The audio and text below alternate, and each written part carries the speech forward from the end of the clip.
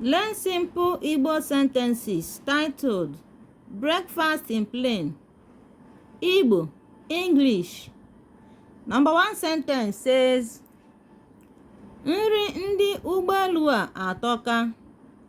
Nri ndị ụgbọelu a atọka. Meaning, the food in this plane is very delicious. Ee, nri ha dị ọkụ, tọọ ụtọ nke ukwuu. Ee, nri ha dị ọkụ, tọọ ụtọ nke ukwuu. Meaning, yes, their food is hot and very delicious. Eche m na nri ha agaghị adị mma etu a. Eche m na nri ha agaghị adị mma otu a. I thought that their food would not be good like this.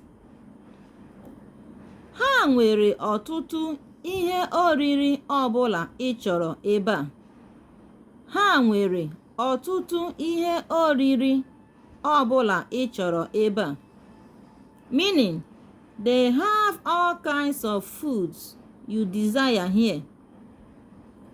Nke a pụtara na agụụ agaghị agụ anyị na njem a. Nke a pụtara na agụụ agaghị agụ anyị na njem a.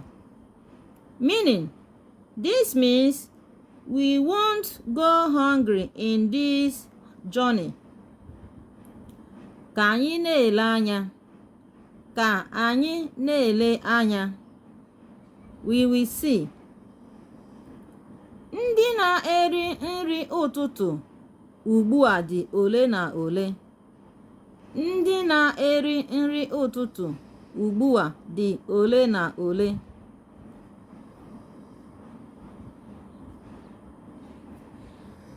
Meaning, those eating breakfast now are few. Anyị ga-eriju afọ anyị. We will fill our stomach. Like and share. Always follow us for more. Bye.